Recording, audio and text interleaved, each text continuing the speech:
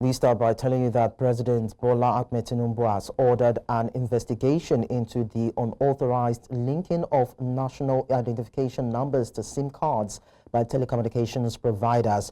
The president has set up an interministerial committee to look into growing concerns over data privacy violations, where some subscribers have discovered their lines linked to unknown name records or multiple unregistered lines. The committee includes National Security Advisor Nuhu Ribadu, Minister of Interior Olubunmi Tunji-Ojo, Minister of Budget and Economic Planning Atiku Bagudu, Minister of Communications, Innovation and Digital Economy Dr. Boson Tijani, and Minister of Humanitarian Affairs Dr. Nintawe Yowada. This move follows rising calls for stronger data protection and transparency, with the House of Representatives also launching its own inquiry. Consumer rights groups have warned that unauthorized data linkage could expose individuals to risks such as identity theft and cybercrime. Now, reactions have begun to trail President Bola Tinubu's leadership changes at some federal universities across the country. The president on Thursday announced the changes, but Nigerians are reacting differently to the move. For some, it amounts to unhealthy political interference on the institutions of learning, but others are of the view that it was high time the nation's universities were overhauled. Part of the affected universities in the university is the University of Abuja, recently named as Yakubu Gowon University, where the president dissolved the entire governing council and relieved Professor Aisha Mekudi as vice-chancellor. Senator Lanre Tejosho, currently Pro-Chancellor of the University of Agriculture in Makurdi, has been appointed Pro-Chancellor of the Yakubu Gowon University. It will be succeeded in Makurdi by Senator Joy Emodi, the current Pro-Chancellor of Alvan Ikoku University of Education. To succeed Mekudi, Tinubu appointed Professor La Patricia Manko as acting Vice-Chancellor at the Yakubu Gowon University for a 6-month term and will not be eligible to apply for the substantive Vice-Chancellor position when it becomes available. Now I'm joined by a public affairs analyst and legal practitioner, Justice Ojono, and of course a public analyst, that is Jide Johnson, who will be sharing their perspectives on this particular story. Thank you so much, gentlemen, for joining us on the news. Thank you for having me. Okay. All right, so I will start with Justice Ojono. Now, I'd like you to help us understand the legality of the actions of Mr. President in these appointments.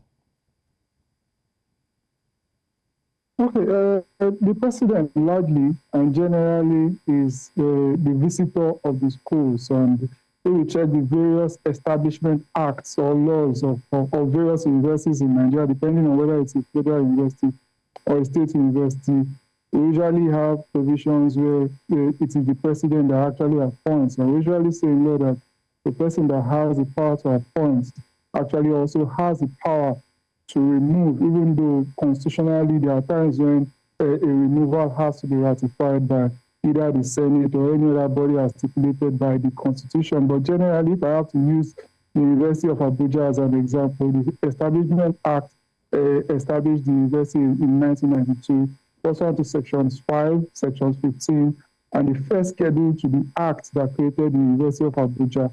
The president is on very, very firm terrain when we consider the power that he has to actually remove the vice-chancellor and ditto every other institution where he makes any sort of decision, whether or not it is a purely legal matter or a political matter is a matter for another time. But as for whether the president has the power to do it, yes, he does. All right, Jide, let me take your thoughts on this also. Could this in any way amount to, political interference on some certain institutions of learning? For instance, if you look at the issues surrounding the appointment of the recently removed PC, you discover that it was political interference that made that to even, because based on the requirements, she was not qualified and to be the VC, because there are some certain conditions which she must fulfill. From what we gather, she became professor in 2021, and she's not even met up with the 8-year requirement. So, for me, basically, it's political interference. You can't become VC in Nigeria today without any political involvement or any political interference. So, as far as I'm concerned, like my colleague said, the president reserved the right to appoint and to remove as whoever is appointed into federal university, because the president is the visitor. But the interesting thing is that it was not only the VC that was removed. There was a sweeping change, because the governing council is meant to be the eyes, the ear, and everything for the president, who happens to be the visitor. They are meant to superintend over that institution, and I'm sure the governing council did not do due diligence in this particular appointment, and that's why you see the tsunami consumed both the governing council as well as the VC. All right, Justice, I'd like to find out if these overhauling by the president would actually improve the education standard, in Nigeria. Okay, for me, I hope and pray so. I hope and pray that indeed this is a mission to actually put round pegs in round holes. If that is it, then I know that indeed the fallout, the consequence will be general improvements in academic work and the general academic environment. I'm also praying that it's not a political move, because we know that vice chancellors now have a pride of place in our politics, especially in electioneering. Usually they are returning officers or similar things appointed by INEC when it is time for elections. So I pray that it's not an off-cycle election move. I pray that it's not a general election move. Because, again, I must also state that I do not like the fact that there is a direct political interference, as my learned, very, very co-panelists, which we have been on another platform like this. And I pray that it's not politics that is being brought into it. I pray that it's not political machinations, because as much as possible, politicians, academic work takes rigor, and as much as possible, it should be people who are competent and who are doing it on merit that should be in that environment, that should be elevated. Nobody should be elevated because they are affiliated to a particular political party or particular godfather. It's going to jeopardize academic work. It's going to jeopardize the academic environment. And we must always remember that science in itself is no respecter of any bias. It's no respecter of anybody. It's either you get the science right, it's either you get the figures right, it's either you get the facts right or not. And we have to also check that what is happening to our universities on the global scale. What are their rankings? If these are some of the contributions that is making our rankings drop, if political interference is making it drop, I think we should look into it as much as possible. Politicians should not have direct stake or direct interference with academic work or with our university, so that even the VCs, they will have security of tenure and they will have confidence to actually do objective work in order for there to be progress in our academic system. If that is not the case, if they are scared that some politician can penalize them, if they do not carry out the aims and ends of that politician, I feel that it won't all go well for our educational system. Okay, so I'll take Jide's last thoughts on this as regards how this leadership change would affect the psyche and the aspirations of the lecturers and, of course, the youth also. Don't forget that there was an internal movement by some lecturers in Yakubu Gowon University, formerly University of Abuja, concerning this particular issue, and I get as a result of this internal crisis that made them, and then the outcome of that intervention is the removal of this particular VC and the appointment of a new VC to serve for 6 months and not to be eligible for that post when it becomes vacant. So it tells you that There's a need for something to be tidy up. There's a need for that organ stable to be clean. And I think this intervention, I'm sure, will assuage the feelings of the internal stakeholders within the university so that they can put the university in the right footing and they can move forward. As regards political interference, there's nothing anybody can do concerning political interference in a federally owned institution. The infiltration of the Ivy Tower started under Babangida administration. These professors don't usually take political appointment before. Now, during Babangida's administration, professors begin to look for the goal of any VC after serving that VC is to become minister tomorrow or to become a governor, to become senator. So the Ivy Tower has been infested with politics. So there's nothing anybody can do concerning that. Thank you very much. All right, G.D. Johnson and Justice Ojono, thank you so much for sharing your thoughts with us on the news. Still talking education, Nigeria's Minister of Education, Dr. Tunji Alausa, has proposed a shift to a 12-year basic education model, replacing the current 9-3-4 system. Speaking at the 2025 Extraordinary National Council of Education meeting, the country's highest policy-making body on education, Alausa argued that extending basic education to 12 years would provide students with a more structured and continuous learning experience.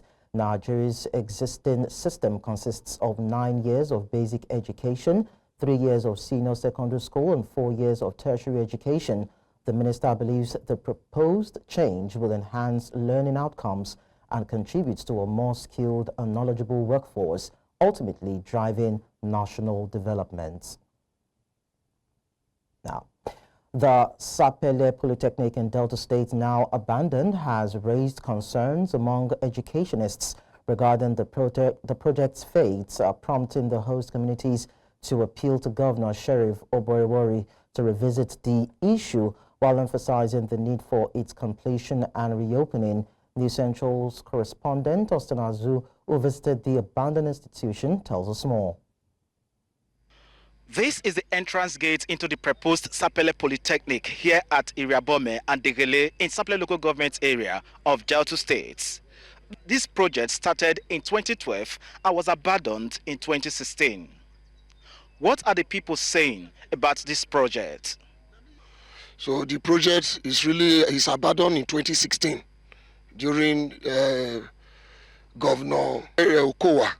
So we wrote a lot of letter to the government house that the project they should come and continue with the project, because we have a lot of the project is a big project, and we feel that the project will also bring development to our community. Some of our people we graduated from the school, we're supposed to work here, they don't have somewhere to work.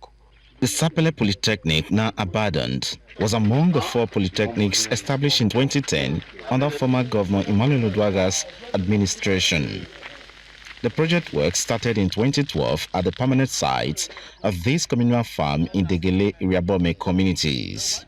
The abandonment of the project is not an isolated incident, as several other projects initiated by Oduaga in the state were stopped as former Governor Ifeanyi Okowa took over power in 2015.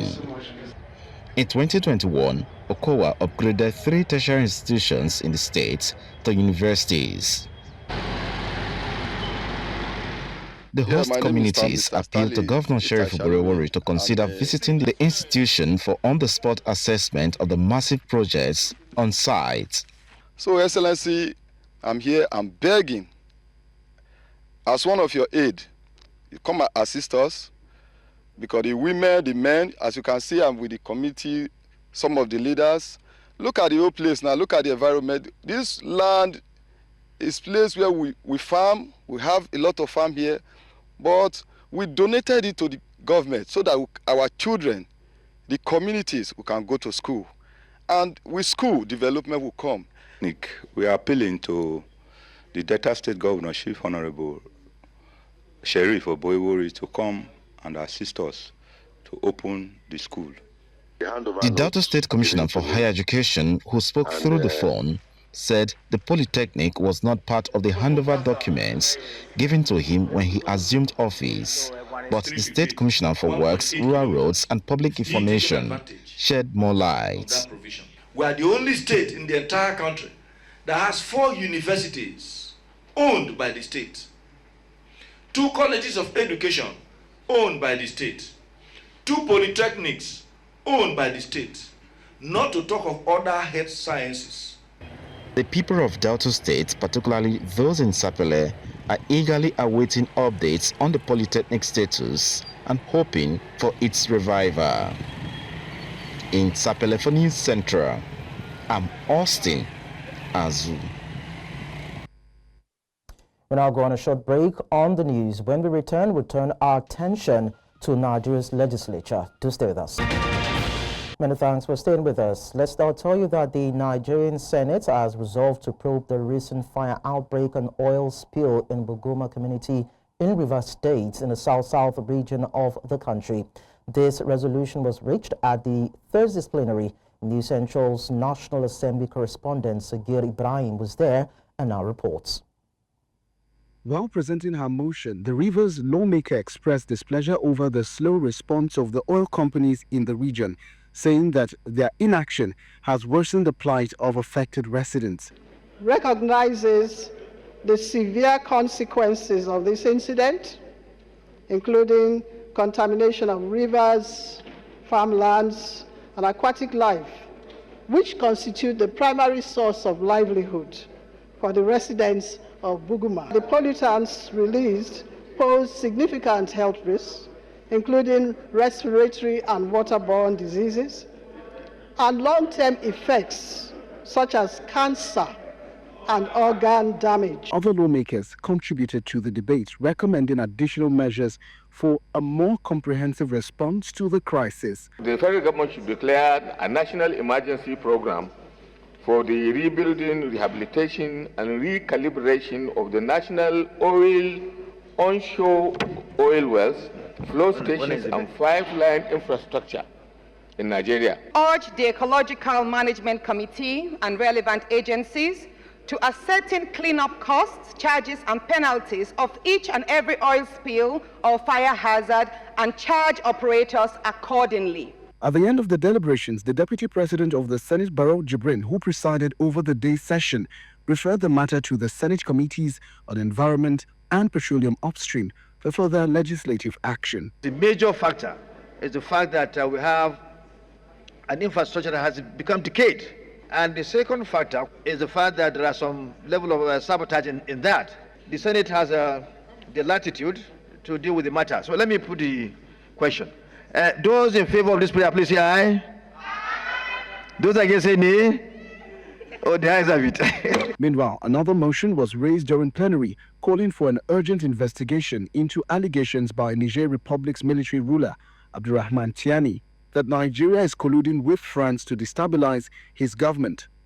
Umar Shehu, representing Bauchi South in Nigeria's northeastern region, says that diplomatic relations between the two nations has now become strained following the coup d'etat that ousted Niger's civilian government. Brigadier General Chani also alleged plans to establish a base for Lakurawa in a forest near Gaba, Sokoto State, with operational reach extending to Sokoto, Zamfara, and Kebbi State. Additionally, he claimed that foreign military bases in Nigeria are being used to target Niger's oil pipelines and create security threat. Let us just agree that his committee be made to go and carry out whatever investigation that needs to be carried out, and the committee will present a report to us in an executive session to be discussed further by the committee of the whole. The matter was subsequently referred to the Senate Committees on Intelligence, National Security, and Foreign Affairs for further actions. The motion is now referred to the Committee on Intelligence and National Security, jointly with the Committee on Foreign Affairs, to report back within 4 weeks. As the Senate awaits feedback from its joint committees, lawmakers resolved to debate the findings in an executive session due to the sensitivity of the issue. From the National Assembly, Sagir Ibrahim for News Central. In the meantime, Nigeria's House of Representatives Committee on the Review of the 1999 Constitution says it has received requests for the creation of 31 new states across various regions in the country.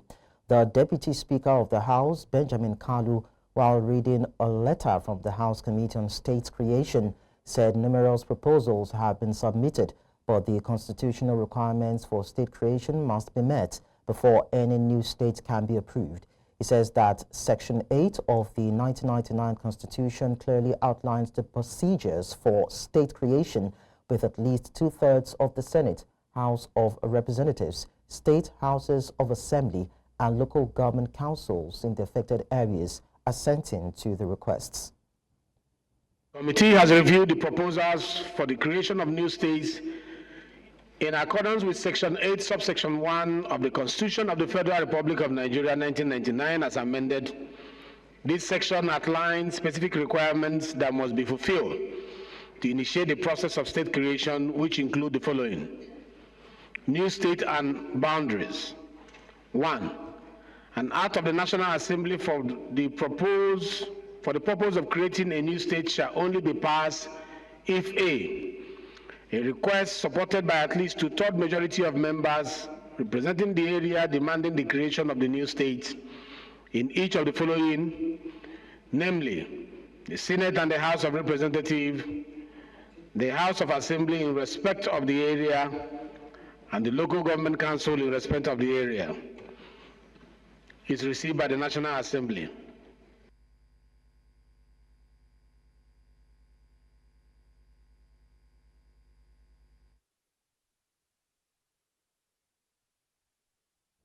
Away from that to tackling unemployment, Nigeria's government says that it is partnering with the German Chamber of Commerce and Industry to equip young citizens with combined vocational and technical skills. Nigeria's Minister of Youth Development made this known during a courtesy visit by the German Chamber of Commerce and Industry to the ministry in the nation's capital, Abuja. Our correspondent, Joshua Imarayi, has the details. The delegation from the Gießen-Friedberg German Chamber of Commerce and Industry visited Nigeria's Minister of Youth Development in Abuja to discuss youth empowerment through vocational training. The discourse, which was facilitated by Nigeria's former Minister of Information, focused on equipping young Nigerians with soft and technical skills to drive economic development. As we delve into discussions, Your Excellency, I encourage us all to explore collaborative avenues that will make this initiative not just a reality, but a success story that will inspire hope, create opportunities, and redefine the future for our young Nigerians. During his presentation, the president of the Gießen-Friedberg German Chamber of Commerce and Industry described the dual vocational training system as a game changer for Nigerian youths. The idea could be to invite young Nigerians who have sufficient language skill to get a free dual vocational training in Germany, because there are companies in lack of workers, and they would receive the dual vocational training, and they can be sure if they pass the exam, they will have plenty of job offers. The Minister of Youth Development in his remark emphasized that the initiative will provide young Nigerians with essential technical and vocational skills to enhance employment opportunities. So we are set, we are ready for this partnership. And we know that with these skills, if one Nigerian youth have at least 2 skills, we won't be where we are now. As part of the federal government's drive to foster job creation, the minister also disclosed that the ministry is reviving 50 youth centers nationwide to provide training across various vocational fields. In Abuja for News Central, I am Joshua Imarayi. Away from that, the governor of Delta State, South Nigeria, Sheriff Oborevori, has again tasked political appointees in the state with championing the whistleblowing policy of his administration by reporting poorly executed projects in the areas for immediate attention. Governor Oborevori gave the charge while swearing in Igoyota Amori as his chief advisor at the Unity Hall Government House in Asaba. He observed that video recordings and information on any poorly executed project would enable the government to blacklist erring contractors in addition to eliminating project abandonment and ensuring jobs are executed in compliance with contractual agreements.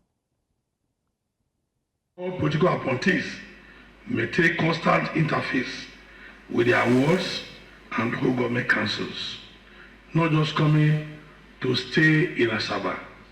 Go back to your ward, interface with your people in your unit, in your local government. And I believe with that, we'll be having the feelers from the people. It is your duty and responsibility to acquaint the people with the policy and programs of the administration to obtain the necessary feedback from our communities. This will enable the people to feel the impact of governance.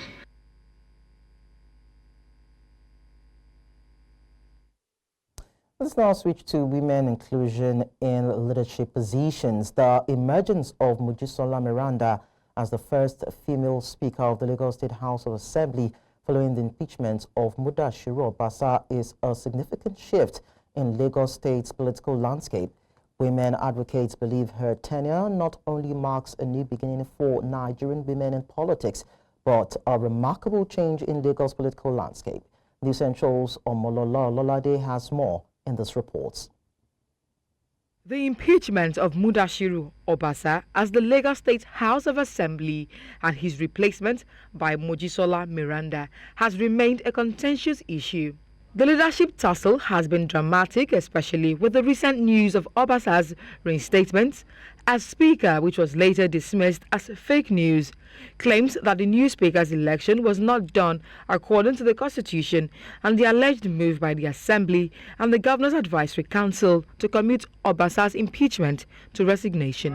What must he do with the House of Assembly? However, the rancor at the House of Assembly has taken a new turn as some women group see it as a gender battle because Lagos State has produced its first Speaker of the House of Assembly and Obasa's reinstatement can disrupt the entire process. We shall stand. These women advocates emphasize that the emergence of Mojisola Miranda as the first female of the Speaker of the Lagos State House of Assembly is a testament to the evolving democratic landscape of Lagos, while it also improves women inclusion in leadership position in Nigeria. Miranda's ascension to the speakership is a beacon of hope for young girls, for women in politics, and for every citizen who believes in the power of inclusivity, competence, and dedication to public service. Beyond celebration, today is a call to action. It is a clarion call for increased female participation in governance. It is also a call to ensure that more competent, passionate, and visionary women take up leadership positions in government and society. Let us seize this moment to champion the cause of gender inclusivity and good governance at all levels. Mojisola Miranda made history as Lagos State's first female speaker, breaking barriers and paving the way for future generations of women in leadership. Her removal would not only be a personal loss, but a major setback for women's representation in governance. Besides being supported by many women, the incumbent Speaker has been endorsed by key political figures, including the Lagos State Governor, Babajide Sanwo-Olu, and the Governor's Advisory Council, GAC. Political observers, however, continue to watch to see if Obasa will accept his fate or fight on. In Lagos for News Central, I am Omolola Ololade. Coming up on the news. President Ramaphosa deploys envoys to sell South Africa's G20 agenda. We'll tell you more when we are back. Don't go away.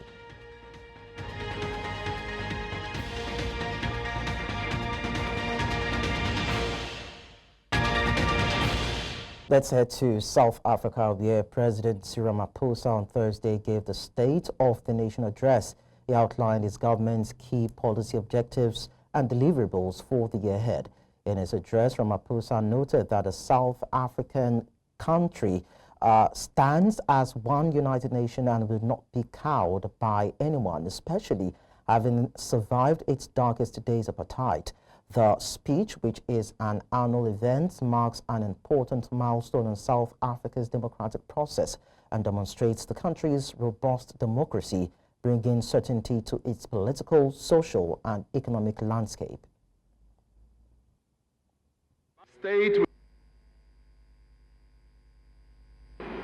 This is the world that we, as South Africa, a developing economy, must now navigate. But we are not daunted to navigate our path through this world that constantly changes. We will not be deterred. We are, as South Africans, a resilient people, and we will not be bullied.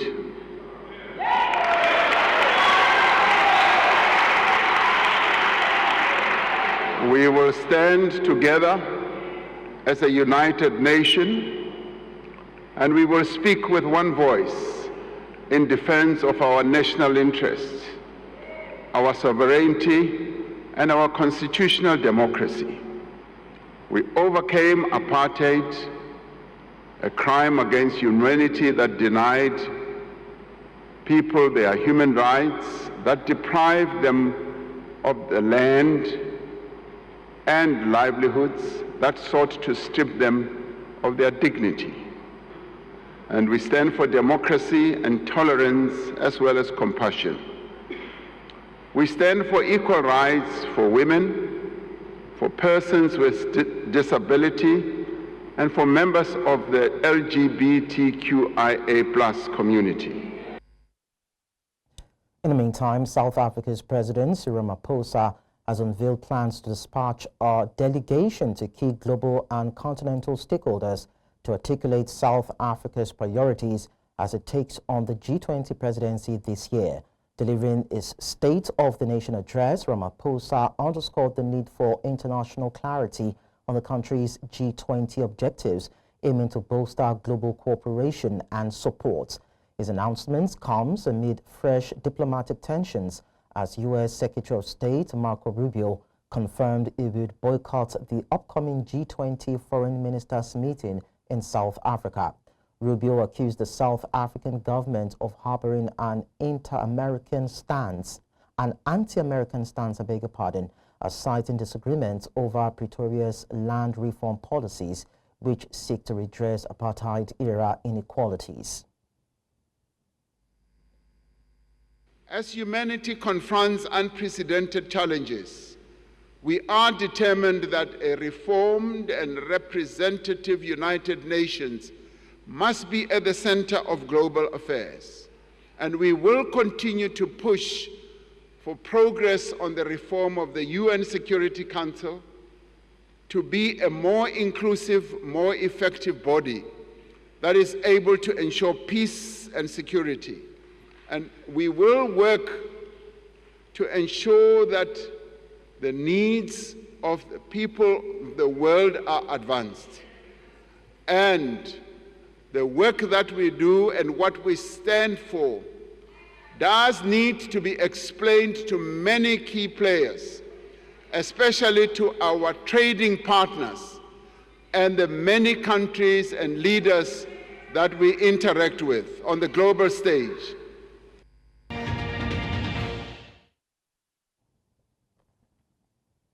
Outside of Africa, we tell you that President Donald Trump has imposed sanctions on the International Criminal Court, branding it an illegitimate institution targeting the United States and its ally, Israel. The executive order restricts financial transactions and imposes visa bans on individuals assisting ICC investigations into American citizens or allied nations. The move comes as Israeli Prime Minister Benjamin Netanyahu visits Washington. The ICC had previously issued arrest warrants for Netanyahu over alleged war crimes in Gaza, charges Israel has denied.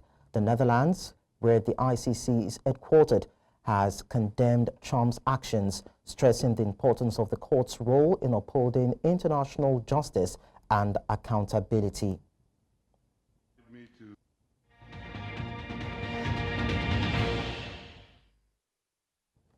In business, Nigeria's Federal Competition and Consumer Protection Commission has filed to join a legal dispute involving Dangote Refinery and oil companies, arguing that restricting certain firms from operating could create a monopoly in favor of Dangote Refinery.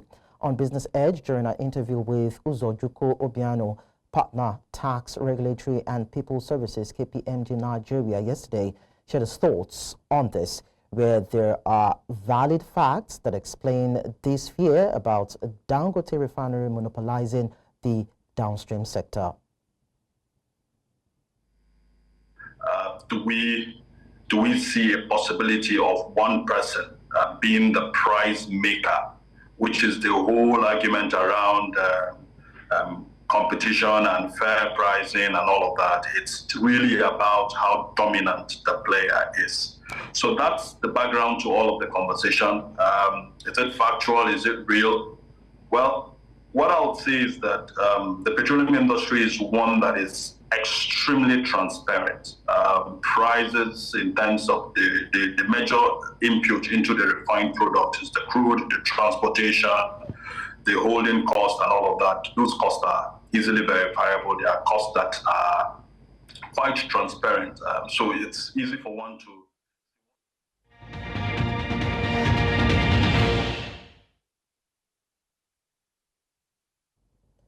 In sports, Nigeria's Kada Queens are set to face Kenya's Mombasa Sports Club for the bronze medal at the African Cup of Clubs Championship in Egypt. Kada earned their spot after a dominant 4-0 victory over Egypt's Shakir HC, finishing second in Pool A with 9 points. Ghana Revenue Authority topped the group with 12 points, securing a 3-1 win over Nigeria's Delta Queens. GRA will now face Moha HC of Egypt in the final. MSC finished second in Pool B with 7 points, setting up a highly anticipated bronze medal clash with Kada Queens. The final and third place matches will be played on Friday as teams aim to end the tournament on a high note.